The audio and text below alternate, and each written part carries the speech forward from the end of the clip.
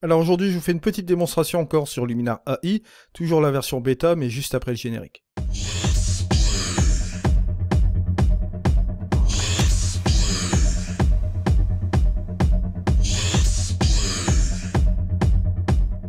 Salut à tous, c'est Eddie. Alors aujourd'hui, on se retrouve pour une petite vidéo sur Luminar AI.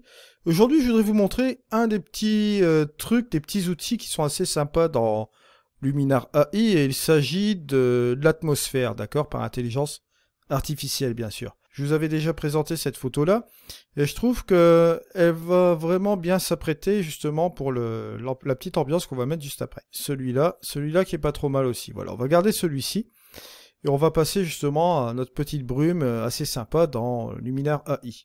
Ce que je vais faire, je vais aller quand même dans l'édition ici, et je vais aller booster un petit peu ma lumière au niveau de mes ombres, comme ça.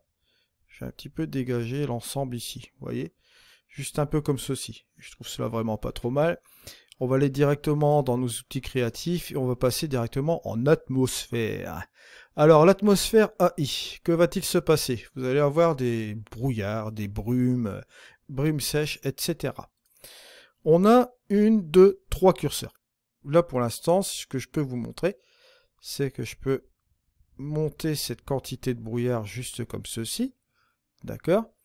Et vous avez un second curseur qui s'appelle la profondeur, où vous pouvez faire par exemple venir ce brouillard ici, juste comme ceci. Vous pouvez contrôler l'intensité du brouillard comme ça. Si vous voulez monter la quantité, vous pouvez le faire aussi comme ceci, et la profondeur, vous pouvez le mettre un peu comme ceci.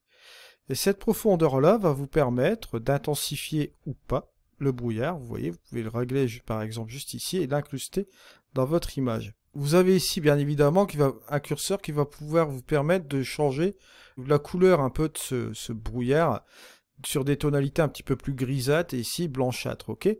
Vous avez ce troisième curseur là qui vous permet un petit peu de jouer sur ces deux choses là, et forcément si vous tombez sur du grisâtre, ça va avoir tendance un petit peu à sombrir, juste comme ceci. À vous de trouver l'ajustement, bien sûr, ça vous permet de créer plusieurs ambiances, vous voyez, juste comme ça. Si vous voulez en rajouter par exemple simplement 54, vous pouvez le faire, et monter la profondeur, pourquoi pas, ou la descendre. Vous êtes maître de faire cela.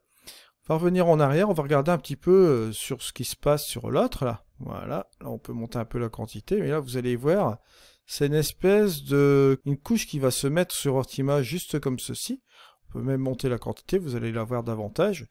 Vous voyez, ça a tendance à donner un côté qui est quand même plus ou moins naturel. Vous voyez, vous avez un contrôle complet sur cette brume, comme ceci.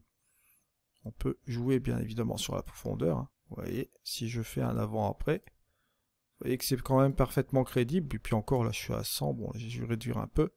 Regardez, là, ça peut faire crédible, hein. Voilà, si je prends le mist, par exemple, regardez, pareil, la même chose, je vais le monter un peu comme ceci, on va jouer un peu avec la profondeur. Il y a une petite différence entre la brume qui est ici et le brouillard, vous voyez, il y a deux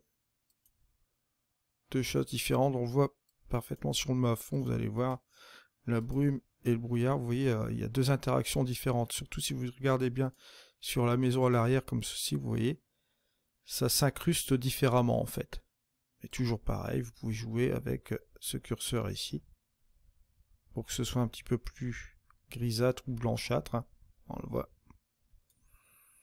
On a enfin le dernier, qui représente à peu près une brume sèche, un truc comme ça. Alors regardez, hop. Pareil, vous jouez encore avec la profondeur. Et vous avez même la possibilité, si vous le souhaitez, de jouer avec des ajustements locaux.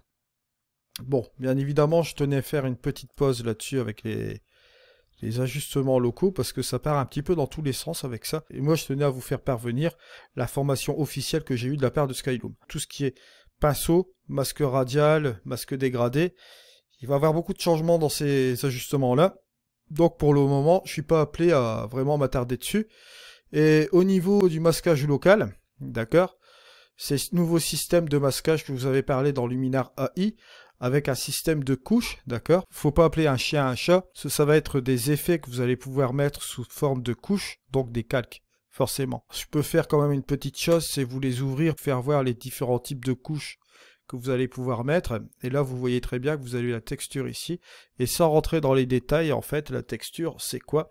Ça va vous permettre de faire du compositing si vous souhaitez le faire, bien évidemment, puisque vous allez pouvoir entrer une image en TIFF, donc de bonne qualité. Si vous voulez empiler 3 textures, vous pouvez le faire aussi également. Et bonne nouvelle, vous avez aussi les modes de fusion dans les textures. Ça, faut le savoir aussi. Mais pour l'instant, toutes ces choses-là sont appelées à changer. Comme j'ai eu l'information de Skyloom de ne pas les montrer pour le moment, car il va y avoir beaucoup de changements, ça mènerait à rien de vous les montrer définitivement là, s'il y a vraiment beaucoup de changements. Maintenant, si j'ai un feu vert de la part de chez Skyloom pour vous montrer ces ajustements-là, je vous les montrerai bien évidemment avec plaisir, on fera quelques petits exemples ensemble, ok?